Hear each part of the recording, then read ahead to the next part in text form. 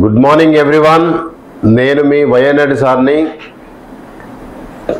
లేటెస్ట్గా జరిగిన ఆంధ్రప్రదేశ్ టెట్ ఎగ్జామ్లో పేపర్ 1 మార్నింగ్ 6th రోజు మార్నింగ్ సెషన్ నుంచి 13th రోజు ఈవినింగ్ సెషన్ వరకు జరిగినటువంటి దాదాపు 13 సెషన్స్లో జరిగినటువంటి టెట్ పేపర్ 1 పేపర్ 2 క్వశ్చన్ పేపర్స్ని మనం డిస్కస్ చేయబోతున్నాము. సో ముఖ్యంగా ఆంధ్రప్రదేశ్లో జరిగిన టెట్ ఎగ్జామ్ పేపర్ అనేది ప్రతి విద్యార్థి కూడా మినిమం 50% క్వశ్చన్స్ చేసే విధంగా వచ్చినాయి.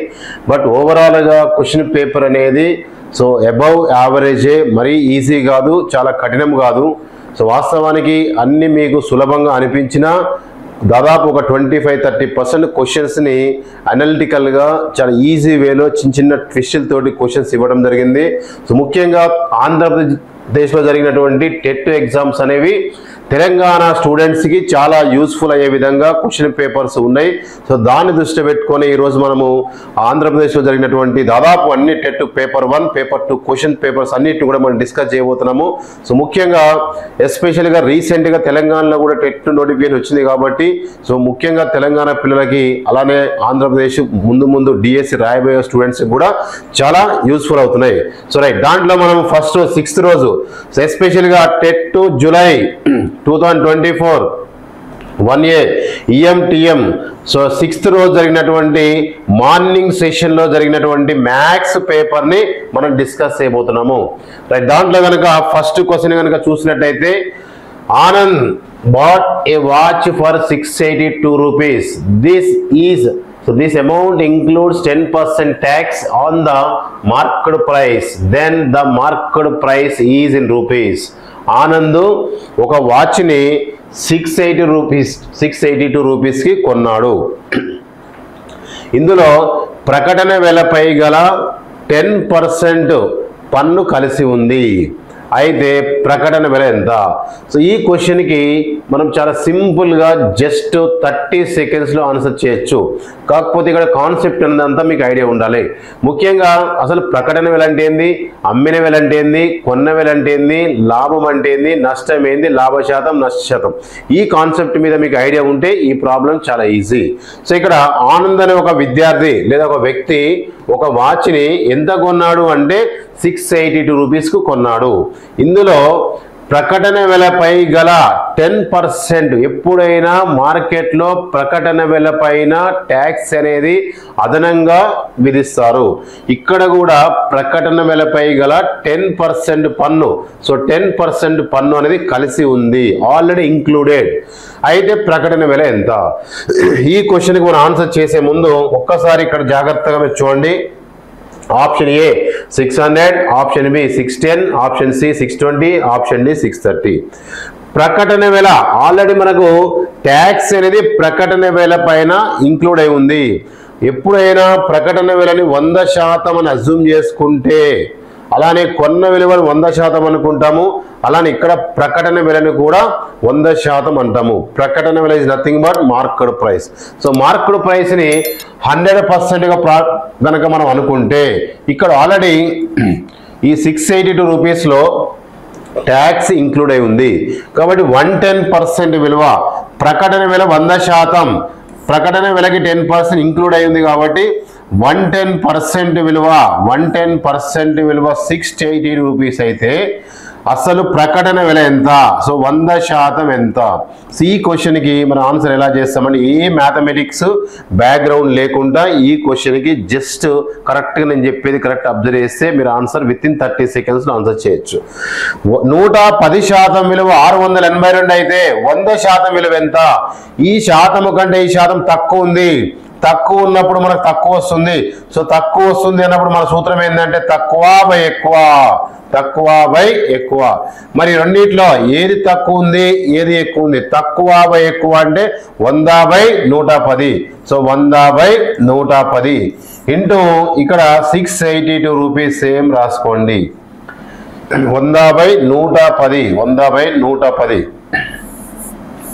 సో ఇక్కడ 100/110. సో 100/110 అనే దాన్ని మనము రాసుకున్నట్టయితే కట్ చేయండి, ఏమొస్తుంది ఇక్కడ 0కి 0 కట్ అయిపోతుంది. 11 1 11 6 66 2 2 11 2 22. సో అప్పుడు మల్టిప్లై చేస్తే మనకి ఏమొస్తుందంటే 620. ప్రకటన వెల ఎంత అంటే 620. Simple question. ఏ మ్యాథమెటిక్స్ బ్యాక్గ్రౌండ్ లేకుండా ఈ క్వశ్చన్కి ఆన్సర్ చేయొచ్చు. ఎప్పుడు అంటే ప్రకటన వెలని 100%గా భావించి ప్రకటన వెలకు ట్యాక్స్ ఇంక్లూడ్ అయింది కాబట్టి ట్యాక్స్ 10% కాబట్టి 110% విలువ 682 రూపీస్ అయితే 100% విలువ ఎంత? సో ఈ నెంబర్ కంటే నెంబర్ తక్కువ ఉంది కాబట్టి తక్కువ వస్తుంది, తక్కువ బై ఎక్కువ. సో దాన్ని సింప్లిఫై చేస్తే మనకు ఫైనల్ ఆన్సర్ వచ్చేసింది. సో ఇచ్చిన ఆప్షన్ ఎక్కడుంది? Option C is the right answer. ఇలా క్వశ్చన్ని మనం సులభంగా 1 minute లోపే సాల్వ్ చేయొచ్చు. Okay right. Next question. Next question. The area of trapezium shaped field is 240 meters square.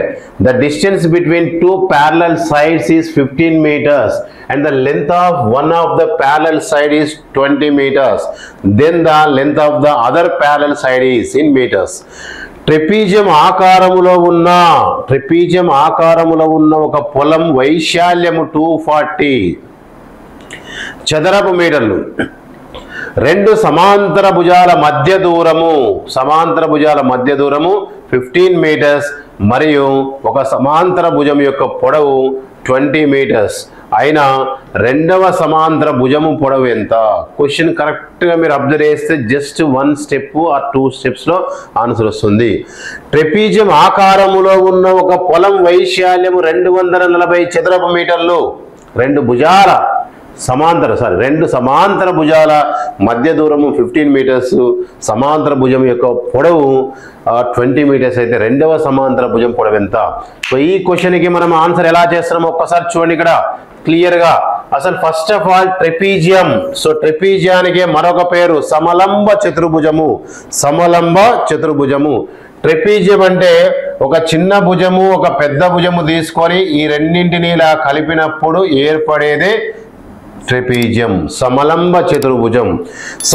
చతుర్భుజములో ఈ రెండు భుజాలను సమాంతర భుజాలు, ఇది ఏ అనుకుంటాము, ఇది బి అనుకుంటాము. సమాంతర భుజాల మధ్య దూరాన్ని హెచ్ అనుకుంటాము. అప్పుడు సమలంబ చతుర్భుజం లేదా ట్రెపీజియం వైశాల్యం కనుక్కోవడానికి సూత్రం ఏంది అంటే ½ ఇంటూ హెచ్ ఇంటూ ఏ ప్లస్ బి. ఇది మనకు ఫార్ములా. మరి ఈ ఫార్ములాను బేస్ చేసుకొని మనం ఆన్సర్ ఎలా చేస్తామని ఒక్కసారి ఇక్కడ చూడండి. ఆల్రెడీ ట్రెపీజియం ఆకారంలో ఉన్న ఒక పొలం వైశాల్యము అంటే area. So 240 is equal to ½ into H అంటే ఎప్పుడైనా హెచ్ అంటే సమాంతర భుజాల మధ్య దూరము 15, హెచ్ ప్లస్లో 15 ఇంటూ ఏ ప్లస్ బి. ఒక సమాంతర భుజం యొక్క పొడవు 20, ఏ విలువ 20 అయితే బి విలువ ఎంత? సో దీని వాల్యూ మనం ఫైండ్ అవుట్ చేయాలి. ఇక్కడ ఈ 2ని పంపిస్తే కరెక్ట్గా మనం మల్టిప్లై. ఎందుకు? ఇక్కడ హారంలో కుడివైపున హారంలో ఉన్న విలువ ఎడమ వైపు వస్తే లవానికి గుణించుకోవాలి. అంటే 2 ఇంటూ 240 అంటే 480. So 480 is equal to 15 into బ్రాకెట్లో 20 ప్లస్ బి సేమ్ రాసుకోండి. ఇరువైపులా మధ్యన ఈజ్ ఈక్వల్ టు ఉన్నప్పుడు ఇరువైపులా కొట్టి వేసుకోవచ్చు. సో 15 ఎక్కం పోతుందేమో చూడండి ఒకసారి. 15 ఒకట్ల 15, 15 3ల 45, 48లో 45 పోతే ఇంకా 3 ఉంటుంది. 3 0 అంటే 15, 2లో 30. సో ఏమొచ్చింది మనకు 32 is equal to 20 plus B. So 32 is equal to 20 plus B is equal to 20 plus b. So that implies మనకి ఏమొస్తుంది +20 ఇటు వస్తే -20 అవుతుంది. అప్పుడు b ఈక్వల్ ఎంత అంటే 12. ఎందుకు 32లో మనము 20 తీసేస్తే 32 +20 రైట్ సైడ్లో ఉన్న +20 లెఫ్ట్ సైడ్ వచ్చినప్పుడు 32 - 20 అంటే b ఈక్వల్ టు 12 వస్తుంది. సో రెండవ సమాంతర భుజం యొక్క పొడవు ఎంత అంటే 12. సో ఇచ్చిన ఆప్షన్లో ఎక్కడుంది? Option C is the correct answer.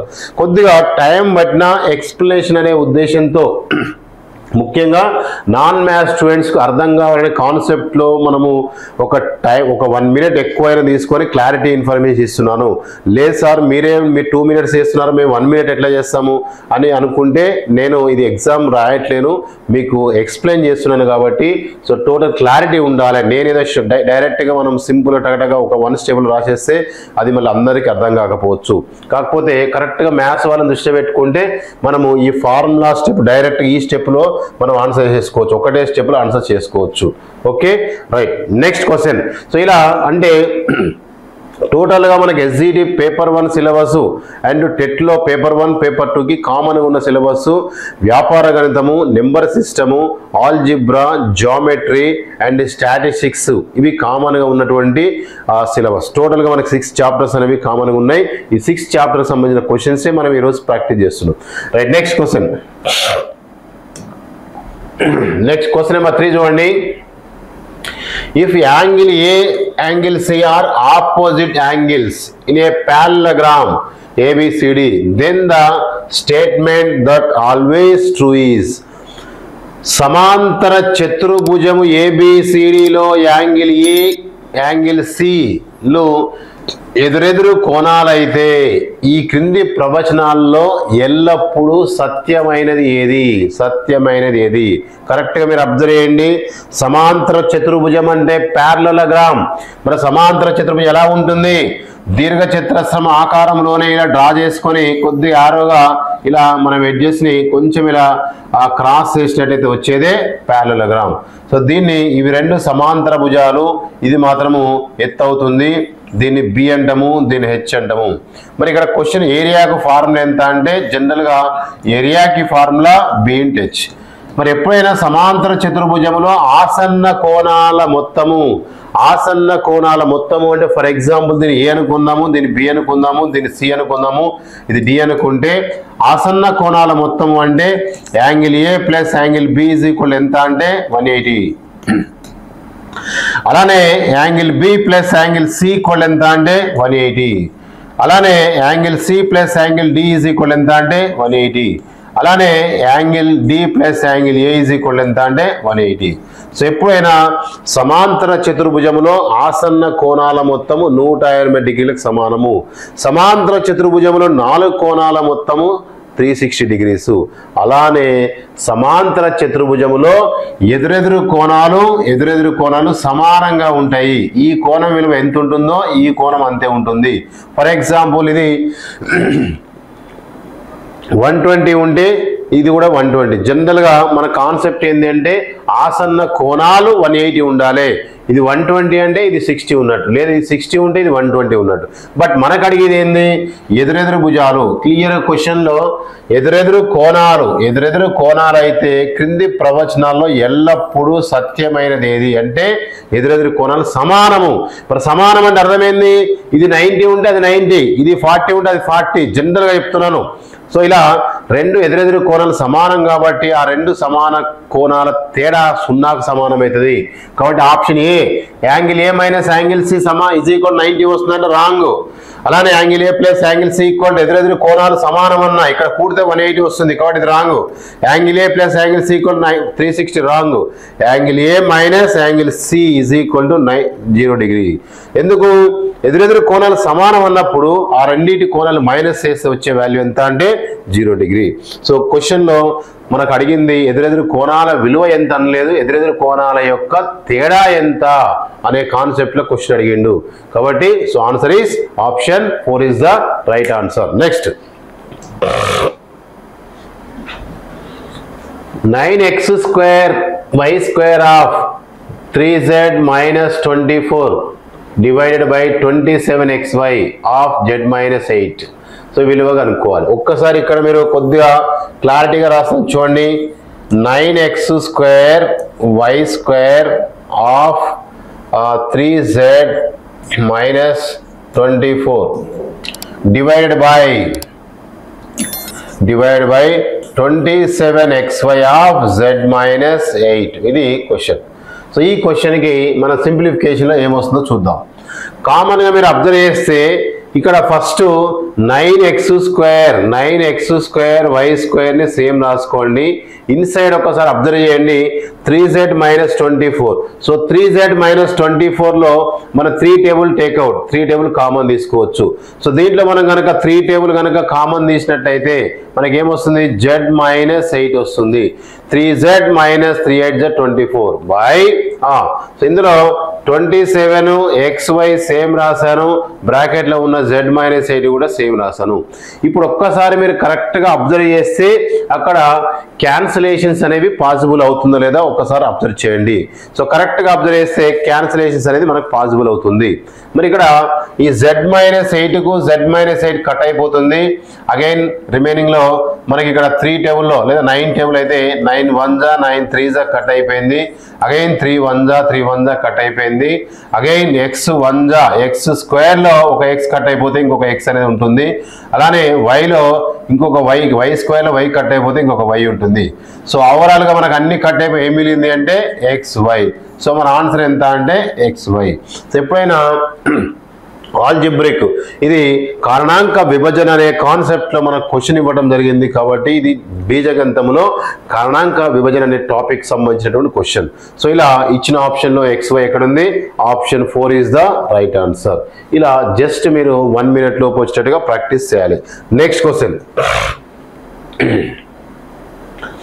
the product of a non-zero whole number and its successor is always శూన్యేతర పూర్ణాంకము మరియు దాని పరపదము యొక్క లబ్ధము ఎల్లప్పుడూ. కరెక్ట్గా మీరు అబ్జర్వ్ చేయండి. శూన్యేతర పూర్ణాంకము మరియు దాని పరపదం యొక్క లబ్ధము ఎల్లప్పుడూ. క్లియర్గా శూన్యేతర పూర్ణాంకం అంటే సున్నా కానటువంటి ఒక పూర్ణాంకము. అసలు పూర్ణాంకాలు అంటే ఏంది? ఫస్ట్ ఆఫ్ ఆల్ సో పూర్ణాంకాలు అంటే పూర్ణాంకం ఇచ్చింది మనకు పూర్ణాంకము. సో పూర్ణ సంఖ్యలు అంటేనేమో z నుంచి వస్తాయి, పూర్ణాంకాలు అంటే మనకు హోల్ నెంబర్స్. క్లియర్ క్వశ్చన్ లో the product of A non zero whole numbers అని ఇచ్చింది కాబట్టి మనం ఎలా తీసుకుంటామంటే z అనేది ఒకటి, తర్వాత w అనేది ఒకటి. ఈ రెండు కాన్సెప్ట్స్ మనకి ఇక్కడ వస్తున్నాయి. z right. So w is equal ఏంటంటే సెట్ ఆఫ్ 0, 1, 2, 3, 4, సో ఆన్. ఇవి w. పూర్ణాంకాలు పూర్ణ సంఖ్యలు అంటే 0, plus or minus 1, plus or minus 2, plus or minus 3, so on. వీటిని పూర్ణ సంఖ్యలు అంటాము, వీటిని పూర్ణాంకాలు అంటాము. మరి క్వశ్చన్లో ఒక శూన్యేతర పూర్ణాంకము మరియు దాని పరపదము అంటే దాని తర్వాత పదము ఒక శూన్యేతర పూర్ణాంకం. ఫర్ ఎగ్జాంపుల్ మనం ఒక శూన్యేతర పూర్ణాంకం అన్నప్పుడు మీ ఇష్టం వచ్చిన నెంబర్ ఒకటి తీసుకోండి. ఫర్ ఎగ్జాంపుల్ నేను 2 తీసుకున్నాను పూర్ణాంకం మరియు దాని పరపదం అంటే తర్వాత పదం. మరి 2కు తర్వాత పదం ఏమొస్తుంది? 3. సో 3. 2 లబ్ధం అంటే ఏం చేయాలి? అన్నిటిని గుణించాలి. సో 2 × 3 = ఎంత వస్తుంది? 6. మరి 6 అనేది ఏ సంఖ్య? సరి సంఖ్య. 6 అనేది సరి సంఖ్య. సో సరి సంఖ్య అన్నప్పుడు మనం ఈవెన్ నెంబర్. ఎందుకు సరి సంఖ్య అంటే ఇచ్చిన ఆప్షన్లో సో మనకు క్లియర్గా ఇక్కడ ఆప్షన్లో ఏమి ఇచ్చారు? ఈవెన్ నెంబర్స్లో మనకు మెన్షన్ చేసింది కాబట్టి సరి సంఖ్య. లేదు సార్ మాకు అర్థం కాలే, ఇంకొక ఎగ్జాంపుల్ చెప్పండి అన్నప్పుడు ఫర్ ఎగ్జాంపుల్ 3 తీసుకున్నాం అనుకో. సో 3 ఒక నెంబర్, దాని తర్వాత పరపదము అంటే తర్వాత పదం అని అర్థం. తర్వాత పదం. 3కు తర్వాత పదం ఎంత అంటే పూర్ణాంకాలలో. ఈ పూర్ణాంకాలలో 3కు తర్వాత నెంబర్ 4. మరి 3 4లు ఎంత అంటే 12. ఎందుకు గుణించాలి సార్ అంటే క్వశ్చన్ లబ్ధం అన్నాడు కాబట్టి మనం గుణిస్తే ఎంత వచ్చింది? 12. మరి 12 అనేది ఏ సంఖ్య? సరి సంఖ్య. సో సరి సంఖ్యనా, బేస్ సంఖ్యనా, ప్రధాన సంఖ్యనా, సంయుక్త సంఖ్యనా? Even number, odd number, prime number, composite number. So సరి సంఖ్య కాబట్టి అవర్ ఆన్సర్ ఈ సరి సంఖ్య. బేస్ సంఖ్య కాదు, ప్రధాన సంఖ్య కాదు, సంయుక్త సంఖ్య కూడా కావడానికి అవకాశం ఉంది. కానీ మనం కరెక్ట్గా అబ్జర్వ్ చేస్తే అన్ని ఎగ్జాంపుల్స్ అనేవి సంయుక్త సంఖ్యలు రావు. ఒక్కోసారి ఇప్పుడు ఫర్ ఎగ్జాంపుల్ మనకు ఇక్కడ పర్టికులర్గా మనకు 9 ఉంది.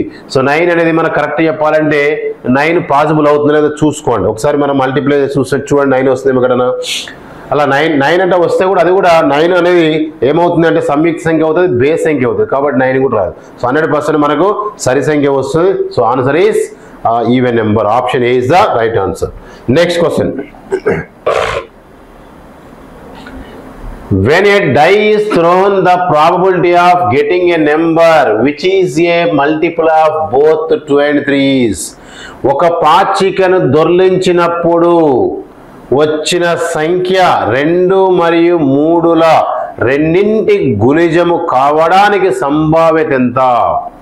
క్లారిటీగా ఫస్ట్ ఆఫ్ ఆల్ మనం పాచిక అంటే ఎలా ఉంటుంది అనేది కనుక చూసినట్టయితే, సో జనరల్గా పాచిక ఎలా ఉంటుంది అంటే ఇలా ఒక ఘనము తీసుకోండి, ఘనంలో మరొక ఘనం తీసుకోండి, ఈ రెండింటిని ఇలా కలిపేసేయండి, ఇది పాచిక. ఓకేనా? సో పాచిక పైన ఎన్ని ముఖాలు ఉంటాయంటే 6 ముఖాలు ఉంటాయి.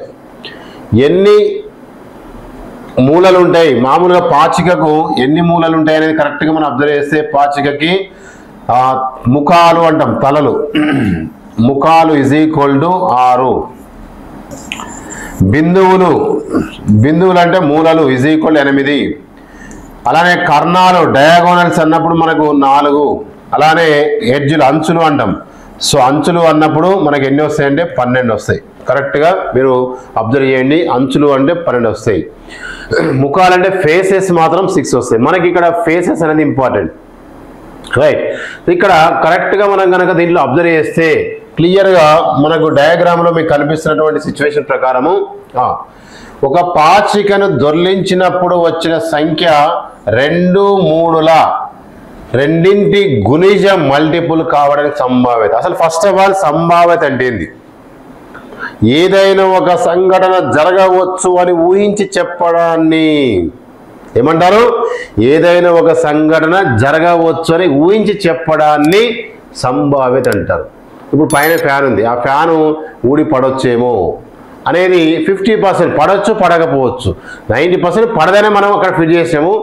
అంటే చాయిసెస్ అనేది ర్యాండమ్గా ఇన్సిడెంట్ జరగవచ్చు, మనం ఎక్స్పెక్ట్ చేయలేము. ఒక కాయిన్ నేను టాస్ వేసాను, సో టాస్ చేసినప్పుడు నేను టాస్ చేసినప్పుడు చాయిసెస్ ఏముంది అంటే ఖచ్చితంగా బొమ్మ, బొరుసు 2 ఛాన్సులు ఉంది.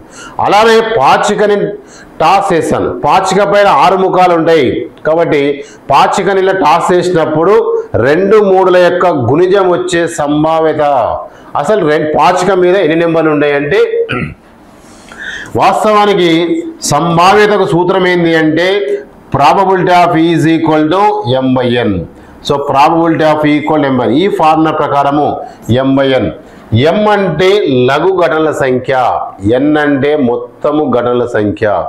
మరి లఘు ఘటనల సంఖ్య అన్నప్పుడు selected events. First of all మనకి ఇక్కడ N అంటే ఏం తీసుకోవాలి సార్ అంటే పాచికలు ఎన్ని నెంబర్లు ఉంటాయి? 1, 2, 3, 4, 5, 6. సో పాచికలో మొత్తం 6 నెంబర్లు ఉంటాయి. మరి ఇందులో మనకి ఏం కావాలి? 2, 3ల గుణిజం. మరి 2, 3ల గుణిజం ఎంత వస్తుంది చెప్పండి? 6. సో 2, 3ల గుణిజం 6 అనేవి ఎన్ని ఉన్నాయి? 1 ఉంది. 2, 3 6. సో 6 అనేది ఎన్ని ఉన్నాయి అంటే 1 ఉంది కాబట్టి 1. సో ఇప్పుడు ఆన్సర్ ఏం రాసుకోవాలంటే 1/6. ఎలా రాశాను అంటే మొత్తము ఘటనల సంఖ్య అంటే 6, 6. M అంటే సెలెక్టెడ్ ఈవెంట్స్. ఏం అడిగిన క్వశ్చన్లో 2, 3ల యొక్క గుణిజం కావడానికి మల్టిపుల్ 2, 3 గుణిజం ఎంత అంటే 6. సో 6 రావడానికి సంభావ్యత ఎంత ఉంది అంటే 1 ఛాన్స్ ఉంది కాబట్టి 1/6. సో 1/6 అనేది ఇచ్చిన ఆప్షన్ ఎక్కడ ఉంది? Option 3 is the right answer. ఇలా మనము సులభంగా ఆన్సర్ చేయొచ్చు. Next question, right. The smallest number which must be added to particular number so as to obtain in a sum which is divisible by 11. 11 చే భాగించబడాలంటే 70169305 కు కలపవలసిన కనిష్ట సంఖ్య ఎంత? అసలు ఫస్ట్ ఆఫ్ ఆల్ బాజినేత సూత్రాలు అనే కాన్సెప్ట్ మీద ఐడియా ఉండాలి. అసలు బాజినేత సూత్రాలు అంటే ఏంది? ఏదైనా ఒక సంఖ్యను మరొక సంఖ్య నిశ్శేషంగా భాగిస్తుందనే విషయాన్ని భాగహారం చేయకుండానే చెప్పడాన్ని బాజినేత సూత్రం అంటారు.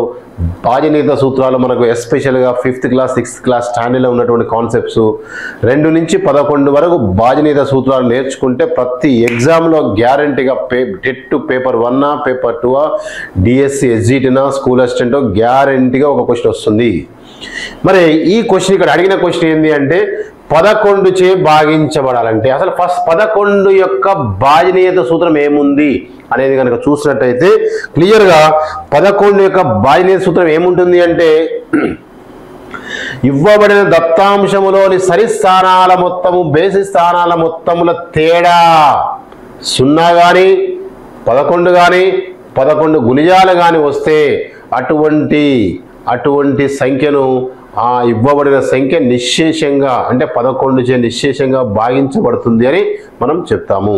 మరి ఇక్కడ ఈ సంఖ్య 11 చే భాగించబడాలంటే కలపవలసిన కనిష్ట సంఖ్య ఎంత అన్నప్పుడు ఫస్ట్ ఆఫ్ ఆల్ మనము ఇక్కడ సరి స్థానాల మొత్తం బేస్ స్థానాల మొత్తంలో తేడా ఫస్ట్ ఆఫ్ ఆల్ ఇవన్నీ కలిపితే మనకి ఏమొస్తుంది చూడండి. జనరల్గా సరి స్థానాల మొత్తం బేసి స్థానాల మొత్తం కనుక చూసినట్టయితే ఏమొస్తుంది ఇక్కడ 7 1 9 5 so 7 plus 1 plus 9 plus 5 so that equal to అలానే రిమైనింగ్ 0 ప్లస్ 6 ప్లస్ 3 ప్లస్ ఇక్కడ మిస్ అయిందా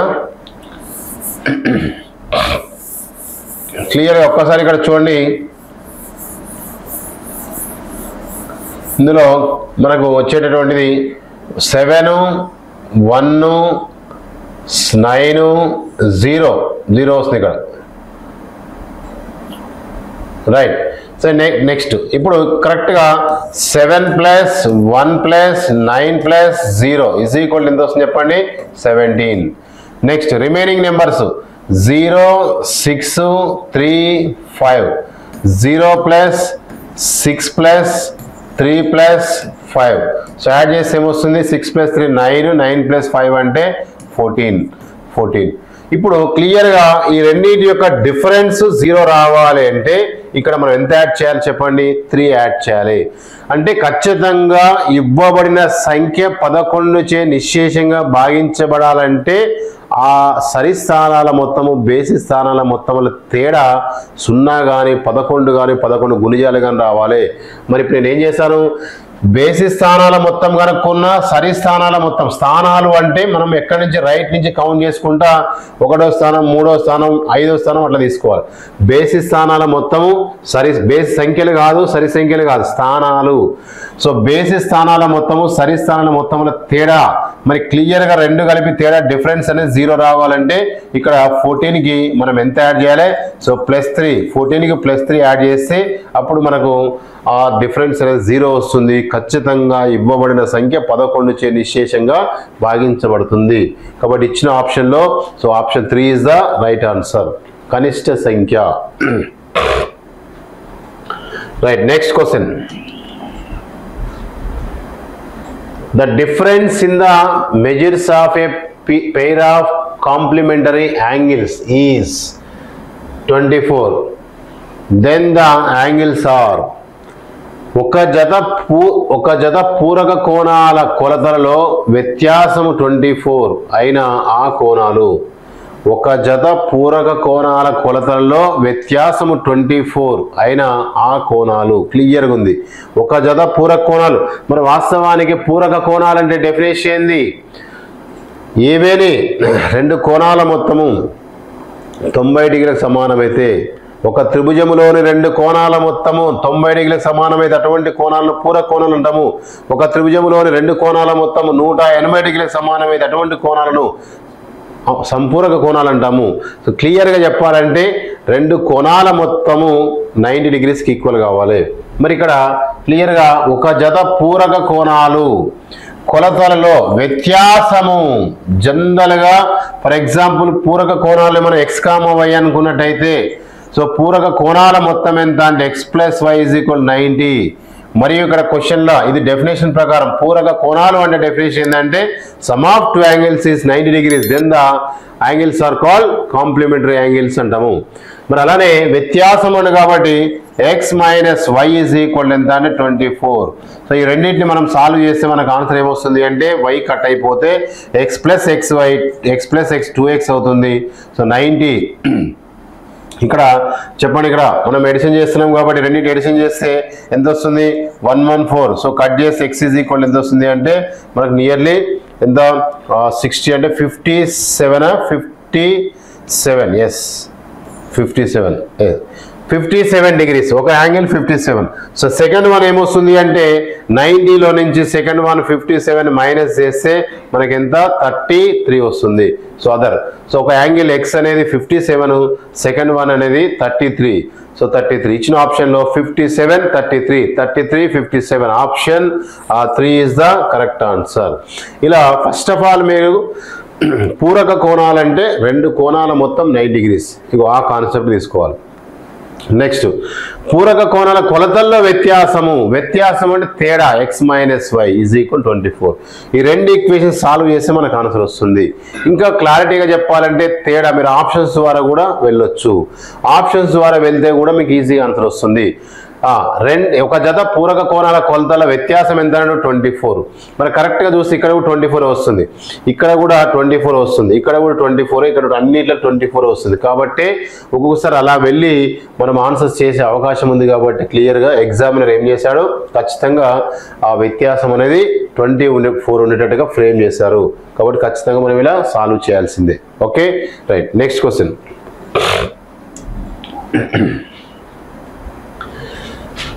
The median of first 5 composite numbers is మొదటి 5 సంయుక్త సంఖ్యల మధ్యగతము. అసలు ఫస్ట్ ఆఫ్ ఆల్ మనకి సహజ సంఖ్యలంటే, సరి సంఖ్యలంటే, బేస్ సంఖ్యలంటే, ప్రధాన సంఖ్యలంటే, సంయుక్త సంఖ్యలంటే, అలానే కవల ప్రధాన సంఖ్యలు, సాపేక్ష ప్రధాన సంఖ్యలు, పరస్పర ప్రధాన సంఖ్యలు, పూర్ణాంకాలు, పూర్ణ సంఖ్యలు, అకరణీయ సంఖ్యలు, కరణీయ సంఖ్యలు, కల్పిత సంఖ్యలు, అలానే వాస్తవ సంఖ్యలు, అలానే సంకీర్ణ సంఖ్యలు, టోటల్గా సంఖ్యల మీద మంచి అవగాహన ఉంటే గ్యారెంటీగా ఎటువంటి క్వశ్చన్స్ అయినా మీరు సాల్వ్ చేయొచ్చు. ఇది చాలా బేసిక్ కాన్సెప్ట్ మీద అడుగుతున్న క్వశ్చన్. ఇవన్నీ నేను చెప్పినవన్నీ కూడా 8th క్లాస్ స్టాండర్డ్లో టెక్స్ట్ బుక్స్లో ఉన్న ఇన్ఫర్మేషన్ చెప్పాను. మరి సంయుక్త పేర్లోని సంయుక్త 2 కంటే ఎక్కువ కారణాంకాలున్న సంఖ్యను సంయుక్త సంఖ్యలు అంటారు. 2 కారణాంకాలు ఉన్నటువంటి సంఖ్యను ప్రధాన సంఖ్య అంటారు. 2 కంటే ఎక్కువ కారణాంకాలున్న సంఖ్యను సంయుక్త సంఖ్య అంటారు. 2 కారణాంకాలు ఉంటే ప్రధాన సంఖ్య, 2 కంటే ఎక్కువ కారణాంకాలు ఉంటే సంయుక్త సంఖ్య. మరి ఫస్ట్ ఆఫ్ ఆల్ చెప్పండి క్లియర్గా, సంయుక్త సంఖ్యలు మొట్టమొదటి సంయుక్త సంఖ్య 4, తర్వాత 6, తర్వాత 8, తర్వాత 9, తర్వాత 10. క్వశ్చన్లో ఏమడిగాడు ఇక్కడ, క్వశ్చన్లో మొదటి 5 సంయుక్త సంఖ్యల మధ్యగతము. ఫస్ట్ ఆఫ్ ఆల్ మొదటి 5 సంయుక్త సంఖ్యలు 4, 6, 8, 9, 10 మధ్యగతము. ఇవ్వబడిన దత్తాంశమును ఆరోహణ క్రమంలో రాసినప్పుడు మధ్యన ఉన్న విలువనే మధ్యగతముగా తీసుకుంటాము. ఆల్రెడీ ఆరోహణ క్రమంలో ఉన్నాయి. ఆరోహణ క్రమం అంటే చిన్న నుంచి పెద్దకు, అవరోహణ క్రమం అంటే పెద్ద నుంచి చిన్నకు. కాబట్టి క్లియర్గా సో మన ఆన్సర్ ఎంత అంటే మధ్యగతము అంటే 8. సో ఇచ్చిన ఆప్షన్లో option 4 is the right answer. ఇలా సింపుల్ క్వశ్చన్ మనకు ఎగ్జామ్లో ఇవ్వడం జరిగింది. Next question. The volume of a cube with side 11 centimeters is centimeters. 11, ఇక్కడ 11 అని ఇక్కడ పడింది. సో 11 సెంటీమీటర్లు భుజము గాగల ఘనము యొక్క ఘన పరిమాణము ఘనపు సెంటీమీటర్లు. మరి వాస్తవానికి ఘనము అన్న దైస్ అన్న ఒకటే. మరి ఈ కాన్సెప్ట్లో ఘనము అన్నాడు కాబట్టి క్యూబ్ అంటే మనకి ఇలా వస్తుంది. సో జనరల్గా ఒక చతురస్రం తీసుకొని చతురస్రంలో మరొక చతురస్రం తీసుకొని వీటిని ఇలా కలిపేస్తే వచ్చేదే ఘనము. ఇది ఘనము, రైట్. సో ఘనము, మరి ఘనం అనగానే మనకు 4 పాయింట్స్ గుర్తుండాలండి. Very very important. ఎందుకంటే కాన్సెప్ట్ మనము బిట్ టు ఆన్సర్ చెప్పుకుంటూ పోతే తర్వాత మీకు ఇబ్బంది అవుతుంది. దానికి ఎక్స్టెన్షన్ ఉండాలి. ఆ కాన్సెప్ట్ ఎక్స్టెన్షన్ ఉంటేనే అది మీకు మైండ్లో ఫిక్స్ అయిపోతుంది, తర్వాత రిపీటెడ్గా మీకు గుర్తుండిపోతుంది, రైట్. సో ఘనము అన్నప్పుడు ఘనానికి ఎన్ని అంచులు అంటే 6, అంచులు ఎన్ని అంటే 12, కర్ణాలంటే 4, ముఖాలంటే 6, మూలలు అంటే 8. అది ఫిక్స్, ఆల్రెడీ రాశాను, అది కాదు. నెక్స్ట్ కాన్సెప్ట్, ఘనం యొక్క ప్రక్కతల వైశాల్యము అన్నప్పుడు 4a² lateral surface area of cube. అలానే ఘనం యొక్క సంపూర్ణ తల వైశాల్యము టోటల్ సర్ఫేస్ ఏరియా 6a². అలానే ఘనం యొక్క ఘన పరిమాణము volume is equal to a³ అలానే ఘనం యొక్క కర్ణము. సో కర్ణము ఈజ్ ఈక్వల్ సూత్రం ఏంటి అంటే a√3 ఇలా మన క్లియర్గా ఘనము అన్నప్పుడు ఈ కాన్సెప్ట్స్ మీకు ఖచ్చితంగా తెలిసి ఉండాలి. ఓకేనా? సో ఈ కాన్సెప్ట్స్ ఏమైనా మిస్ అవుతున్నాయి ఇక్కడ? సో డయాగ్రామ్ ఏమైనా మిస్ అవుతుందా? క్లారిటీగా ఇస్తున్నాను. ఇంకా ముందు కొంచెం ముందుకు రాసే ప్రయత్నం చేస్తాను. రైట్, చూడండి. సో ఇక్కడ మరి ఘనం యొక్క ఘన పరిమాణము వాల్యూమ్. సో వాల్యూమ్ అనే దాన్ని కరెక్ట్గా మీరు అబ్జర్వ్ చేస్తే ఇక్కడ ఒకసారి చూడండి. శ్రీకాంత్ కొంచెం కెమెరా సెట్ చేయి. కరెక్ట్ ఘన పరిమాణము. మరి ఘన పరిమాణానికి సూత్రం ఏంటి అంటే volume v is equal to a cube. So a cube అన్నప్పుడు దట్ ఈక్వల్ ఏ అంటే ఇక్కడ భుజము. సో భుజము అంటే మనకి ఎంత ఇచ్చింది ఇక్కడ 11 సెంటీమీటర్స్. కాబట్టి 11 సెంటీమీటర్స్ అంటే 11 క్యూబ్. 11 × 11 × 11 11 11 జా 121 121 11 జా 1331 11 × 11 121 121 11 జా మనకు మల్టిప్లై చేస్తే మనకు ఆన్సర్ ఏమొస్తుందంటే 1331. సో ఇచ్చిన ఆప్షన్లో 1331 11 క్యూబ్ ఈజ్ నథింగ్ బట్ 1331. కాబట్టి ఇచ్చిన ఆప్షన్లో option 2 is the correct answer. Okay, ఇలా ఘనానికి ఘన పరిమాణం కనుక్కోవచ్చు, ప్రక్కతల వైశాల్యం కనుక్కోవచ్చు, సంపూర్ణతల వైశాల్యం కనుక్కోవచ్చు, కర్ణము కనుక్కోవచ్చు. ఇలా ఏదైనా ఖచ్చితంగా బిట్టు రావడానికి అవకాశం. రైట్, నెక్స్ట్ క్వశ్చన్ కనుక మీరు అబ్జర్వ్ చేసినట్టయితే which of the following numbers is a prime number? ఈ క్రింది వానిలో ఏది ప్రధాన సంఖ్య? అసలు ప్రైమ్ ఎప్పుడే మనం సంయుక్త సంఖ్య గురించి తెలుసుకున్నాము, ఎమ్మడే ప్రధాన సంఖ్య గురించి వచ్చింది. నేను క్లాస్ చెప్పేటప్పుడు కూడా దాదాపు రాష్ట్ర వ్యాప్తంగా 10 జిల్లాల్లో నేను క్లాసులు చెప్పాను. ప్రతి జిల్లాలో కూడా నేను క్లాస్ చెప్పిన ప్రతి దగ్గర కూడా సంయుక్త సంఖ్యల మీద, ప్రధాన సంఖ్యల మీద గ్యారంటీగా క్వశ్చన్ వస్తుందని చెప్పాను. అదే మాట నిజమైంది. నేను ఏదైనా ఒకటి వస్తుంది అనుకున్నాను, కానీ 2 వచ్చినాయి. సో ప్రధాన సంఖ్య వచ్చింది, సంయుక్త సంఖ్య వచ్చింది. కాబట్టి ప్రధాన సంఖ్య అంటే ఇప్పుడే చెప్పాను, ఏదైనా ఒక సంఖ్యకు 2 కారణాంకాలు ఉంటే అటువంటి సంఖ్యను ప్రధాన సంఖ్య అంటాము. 2 కంటే ఎక్కువ కారణాంకాల సంఖ్యను సంయుక్త సంఖ్య, కాంపోజిట్ నెంబర్ అంటారు. మరి ఇక్కడ ఇచ్చిన సంఖ్య ఏంది? ప్రధాన సంఖ్య. ఒక్కోసారి ఎగ్జామ్లో ప్రధాన సంఖ్యకి మరొక పేరు అభాజ్య సంఖ్య అంటాము. సో అభాజ్య సంఖ్య అని కూడా చాలా సార్లు మనకి ఎగ్జామ్లో అడిగిన సందర్భం ఉంది. సో అభాజ్య సంఖ్యను అడిగినప్పుడు కూడా మనం ఈజీగా ఎలా చేసుకోవచ్చు అనేది అభాజ్య సంఖ్య అంటే ప్రధాన సంఖ్య అని అర్థము. ఓకేనా? రైట్, క్రింది వాళ్ళ ప్రధాన సంఖ్య. నార్మల్గా మనం ప్రధాన సంఖ్యను బట్టి కొట్టినాం, కానీ ఇక్కడ చాలా తెలివిగా క్వశ్చన్ ఎగ్జామినర్ చాలా తెలివిగా అడిగిండు. ఈ క్రింది వాళ్ళ ప్రధాన సంఖ్య ఏది అంటే ఇక్కడ ప్రధాన సంఖ్య ఒకటే ఇచ్చింది, మిగతాయి ప్రధాన సంఖ్యలు కావు. మరి ముందు ప్రధాన సంఖ్యలు కానీ తెలుసుకోవడం ఎలా? అసలు ఒక నెంబరు ప్రధాన సంఖ్య అవుతుందా కాదు ఎట్లా తెలుసుకుంటామంటే రూట్ 81కి స్క్వేర్ తీసుకుంటే వర్గమూలం ఎంత? 9. సో 9 లోపు ఉన్నటువంటి బేస్ సంఖ్యలు ప్రధాన సంఖ్యలు 2, 3, 5, 7. 2 ఎక్కములు కానీ 3 ఎక్కములు కానీ 5 ఎక్కములు కానీ 7 ఎక్కములు కానీ కట్ అయితే అది ప్రధాన సంఖ్య కాదు. కట్ కాకుండా కొట్టు వేయకుండా ఉంటేనే ప్రధాన సంఖ్య. ఇది క్లియర్గా మనకు 3 ఎక్కముల కట్ అవుతుంది కాబట్టి ఇది ప్రధాన సంఖ్య కాదు.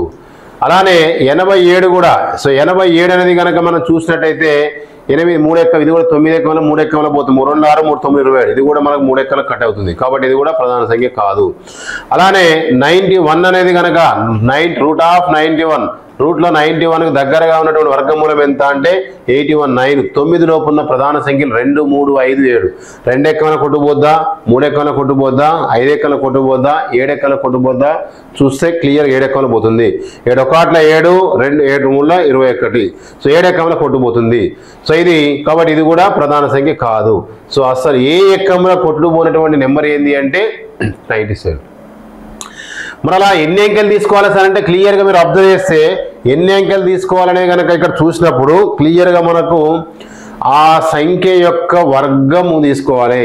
ఆ సంఖ్య యొక్క వర్గమూలము, దానికి దగ్గరగా ఉన్న వర్గమూలము ఇప్పుడు 9 వచ్చింది. ఇక్కడ 9 లోపు ఉన్న ప్రధాన సంఖ్యలు 2, 3, 5, 7 వాటితోటి ఆ నెంబర్ కట్ అయితే, ఏదన్నా ఒక నెంబర్తో కట్ అయితే అది ప్రధాన సంఖ్య కాదు. ఏ నెంబర్తో కట్ కాకపోతే ప్రధాన సంఖ్య. కాబట్టి సో ఈ 3 నెంబర్లు కట్ అవుతున్నాయి కాబట్టి మన ఆన్సర్ ఎంత అంటే 4th one. So option D. Next question. 4 power -3 whole square divided 2 power -6. సో దీన్ని మనం ఎలా చేస్తాం ఒక్కసారి చూడండి. 4 పవర్ -3 ఉంది whole square is divided 2 power -6. ఇది క్వశ్చన్. మరి కరెక్ట్గా మీరు అబ్జర్వ్ చేస్తే ఎప్పుడైనా ఘాతములో ఘాతం ఉంటే దీన్ని ఇలా రాసుకోవచ్చు మనం. A power M whole power M. So ఇక్కడ స్పేస్ కొంచెం పక్కకి వెళ్ళిపోతుంది. ఇక్కడ గీస్తున్నా చూడండి. A power M whole power N is equal formula A power MN. ఇది ఫార్ములా. మరి ఈ ఫార్ములా ప్రకారం మనకి ఏమొస్తుంది అంటే ఇక్కడ క్లియర్గా మీరు చూస్తే దీన్ని ఏం ఫస్ట్ ఆఫ్ ఆల్ మనం దీన్ని ఏం రాసుకోవచ్చు అంటే 4 పవర్ హోల్ పవర్. డైరెక్ట్గా బ్రాకెట్ అనేది ఇంకా అవసరం లేదు. ఇక్కడ బ్రాకెట్ అవసరం లేదు.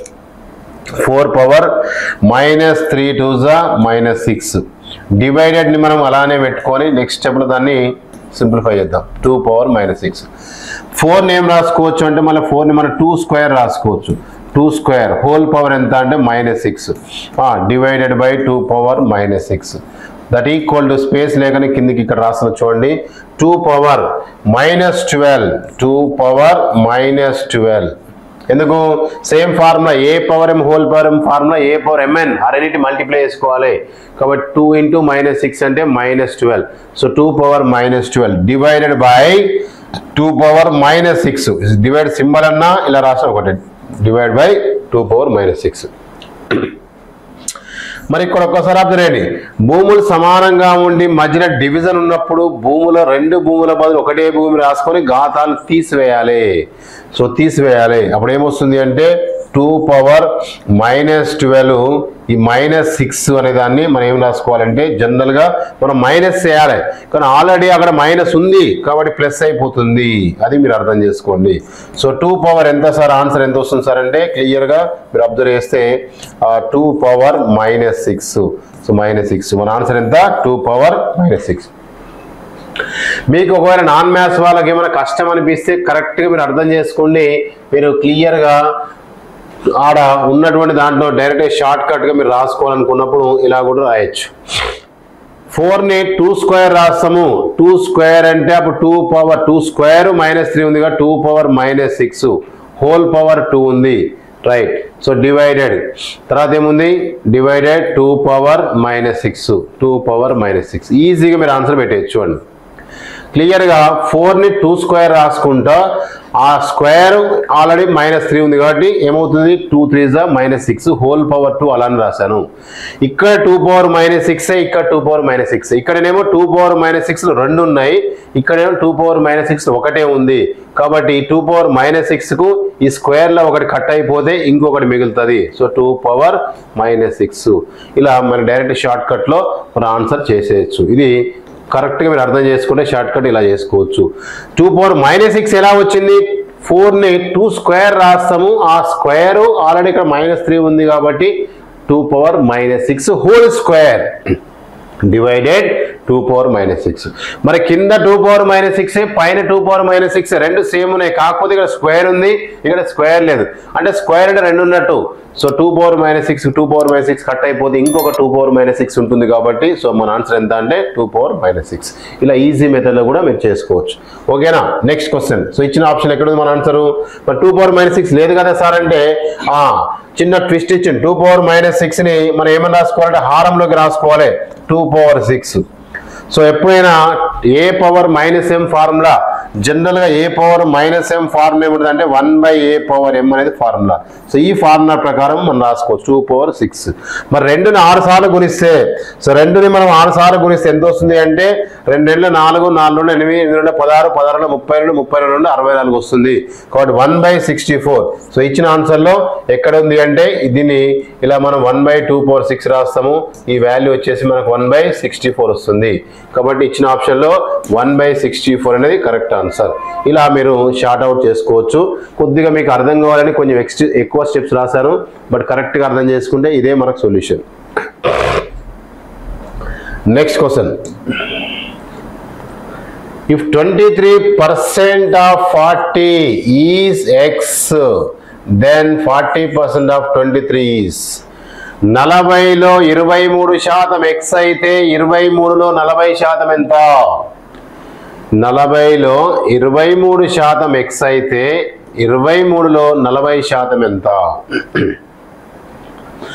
40లో 23%. సో ఫస్ట్ ఆఫ్ ఆల్ మీరు క్లియర్ అర్థం చేసుకోండి. ఇక్కడ క్లారిటీగా 40లో 23% అంటే 23/100. 40లో 23% x అయితే 23లో 40% ఎంత అన్నప్పుడు ఇగో 23లో కింద రాద్దాం, ఇక్కడ కాకుండా ఇది x అన్నాడు. 40లో 23% x అయితే 23లో 40% అంటే 40/100. ఇది ఎంత అంటుంది కరెక్ట్గా మీరు చూడండి, అబ్జర్వ్ చేయండి. 40లో 23%, 23/100. 23లో 40%, 40/100.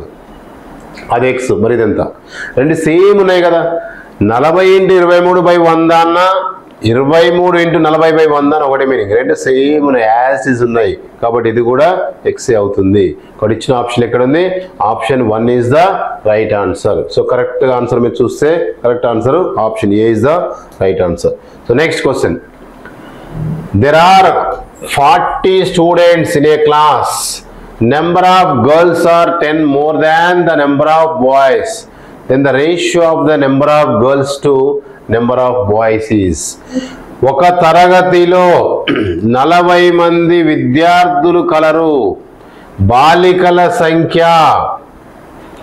బాలుర సంఖ్య కంటే 10 అధికము. అయితే బాలికల సంఖ్యకు బాలుర సంఖ్యకు గల నిష్పత్తి ఎంత? చాలా క్లారిటీ క్వశ్చన్. మీరు కరెక్ట్గా అబ్జర్వ్ చేస్తే జస్ట్ 2 or 3 స్టెప్లో ఆన్సర్ చేయొచ్చు. ఒక తరగతిలోని మొత్తం విద్యార్థులు ఎంతమంది? 40 మంది. అందులో ఎవరెవరు ఉన్నారు? బాలికలు ఉన్నారు, బాలురు ఉన్నారు. మరి ఏమంటున్నాడు? బాలికల సంఖ్య బాలుర సంఖ్య కంటే 10 అధికము. అంటే బాలికలు ఎక్కువ మంది ఉన్నారు. ఎంత ఎక్కువ ఉన్నారు అంటే 10 మంది ఎక్కువ ఉన్నారు. అయితే నిష్పత్తి మొత్తం ఆల్రెడీ ఇచ్చింది మనకు. So clear. ఒక్కసారి ఇక్కడ మీరు బాలుర సంఖ్యని మనం గనక x అనుకుంటే అప్పుడు బాలికల సంఖ్య ఎంత అంటే x + 10 అయిపోయింది. సగం లెక్క అయిపోయింది. బాలుర సంఖ్య x, బాలికల సంఖ్య ఎలా ఉంది? బాలికల సంఖ్య బాలుర సంఖ్య కంటే 10 అధికం. బాయ్స్ కంటే గర్ల్స్ 10 మెంబర్స్ ఎక్కువ ఉన్నారు. కాబట్టి ఇంకో 10 x + 10 మొత్తం విద్యార్థి ఇచ్చిండు కాబట్టి so x + 10 = 40. Boys plus girls, boys plus girls total. So total boys ఎంత? x, గర్ల్స్ ఎంత? x + 10, టోటల్ ఎంత? 40. ఇంకేముంది? x + x ఎంత? 2x ఈ 40 సేమ్ రాయి. ఈ +10 వస్తే -10. సో 40లో 10 తీసేస్తే 2x ఎంత అంటే మనకి ఎంత వస్తుంది? 30. సో 2 ఎక్కమని మనం కట్ చేస్తే x ఎంత వస్తుంది అంటే 15. సో x అంటే ఎవరు? బాలురు. సో అడిగింది ఎవరిది మరి? బాలురు బాలికల నిష్పత్తి అడిగిండు. సో బాయ్స్ ఎంత వచ్చిండ్రు అంటే 15. అప్పుడు గర్ల్స్ ఎంత అంటే 15కు ఇంకో 10 ఎక్కువ కాబట్టి సో అప్పుడు మనకి ఏమొస్తుందంటే బాయ్స్ గర్ల్స్ బాలికల సంఖ్యకు బాలుర సంఖ్యకు గల నిష్పత్తి అన్నప్పుడు సో మనకు గర్ల్స్ ఎంత వస్తున్నారు అంటే క్లియర్గా మనం చెప్పాలంటే 15 + 10 = 25 గర్ల్స్. సో అప్పుడు నిష్పత్తి ఎలా అడిగిన నిష్పత్తి మరి ముందు బాలికల సంఖ్యకు బాలుర సంఖ్యకు క్వశ్చన్లో మన క్లియర్గా బాలికల సంఖ్యకు బాలుర సంఖ్యల నిష్పత్తి కాబట్టి ముందు బాలికల స్థితి రాసుకోవాలి. సో 25:25 బాయ్స్ ఎంత? 15. సో 25:15 కట్ చేస్తే 5 5ల 5 3ల సో ఆన్సర్ ఎంత అంటే 5:3. సో ఇచ్చిన ఆప్షన్లో 5:3 ఎక్కడ ఉంది? Option 3 is the right answer. So ఇలా మనం క్లారిటీగా క్వశ్చన్ని అర్థం చేసుకునేటట్టుగా మనం రాసే ప్రయత్నం చేస్తున్నాము. ఎక్కడన్నా కొంచెం ఏమైనా మిస్ అయినా కరెక్ట్గా మీకు నోట్స్ అనేది కూడా వస్తుంటుంది కాబట్టి దాన్ని చాలా జాగ్రత్తగా మీరు అబ్జర్వ్ చేస్తుండండి. ఓకేనా? రైట్. నెక్స్ట్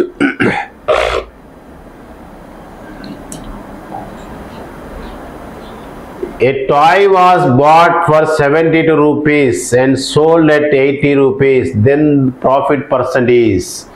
72 రూపాయలకు కొనుగోలు చేసిన బొమ్మ 80 రూపాయలకి అమ్మబడింది, అయితే లాభ శాతం ఎంత? చాలా క్లియర్ క్వశ్చన్. 72 రూపాయలకు కొనుగోలు చేసిన బొమ్మ 80 రూపాయలకు అమ్మబడింది. క్లియర్గా మనకి కొన్నవేలు అమ్మినవేలు ఇచ్చిండు. సో ఇక్కడ కొనుగోలు చేసిన అంటే కాస్ట్ ప్రైస్. సో కొన్న విలువ ఎంత అంటే 72, అమ్మిన విలువ ఎంతకు అమ్మిండు అంటే 80 రూపాయలు. సో అమ్మిన విలువ ఈజ్ ఈక్వల్ ఎంత అంటే 80 రూపాయలు. లాభ శాతం ఎంత? మరి ఫస్ట్ వాస్తవానికి 72 రూపాయలకు కొని 80 రూపాయలకు అమ్మిండు అంటే లాభం వచ్చిందా నష్టం వచ్చింది అంటే లాభం వచ్చింది. ఎంత లాభం వచ్చింది అంటే 8 రూపాయల లాభం వచ్చింది. సో కాబట్టి ప్రాఫిట్, సో 8 రూపాయలు అనేది ఏంటిదంటే ప్రాఫిట్ 8 రూపాయలు వచ్చేసింది. మరి ప్రాఫిట్ వచ్చినప్పుడు అంటే లాభం వచ్చినప్పుడు ఏమొస్తుంది అంటే లాభ శాతం వస్తుంది. మరి లాభ శాతం సూత్రం ఏంటి అంటే లాభం బై కొన్నవేల ఇంటూ 100. సో లాభ శాతము అంటే ప్రాఫిట్ పర్సంటేజ్. సో లాభ శాతం ఈక్వల్ సూత్రం ఏంటంటే profit by cost price into 100. So ఈ ఫార్ములా ప్రకారం కాస్ట్ ప్రైస్ ఇంటూ 100. మరి ఈ ఫార్ములా ప్రకారం మనకి ఏమొస్తుంది అంటే లాభం అంటే 8 రూపాయలు బై కొన్న విలువ అంటే 72 రూపాయలు ఇంటూ 100. సో కట్ చేసి సింప్లిఫై చేస్తే మనకి ఏమొస్తుంది 8 1 8 9 72. సో 100/9. సో 100ని 9 ఎక్కడితో భాగారం చేస్తే 9 1 9 1 0 9 1 9 ఇంకా ఒకటి మిగులుతుంది. సో 11 1/9%. సో ఇచ్చిన ఆప్షన్లో 11 1/9% ఎక్కడ ఉంది? Option 1 is the correct answer. ఇలా ప్రాబ్లాన్ని మనం సాల్వ్ చేసుకునే ప్రయత్నం చేయాలి.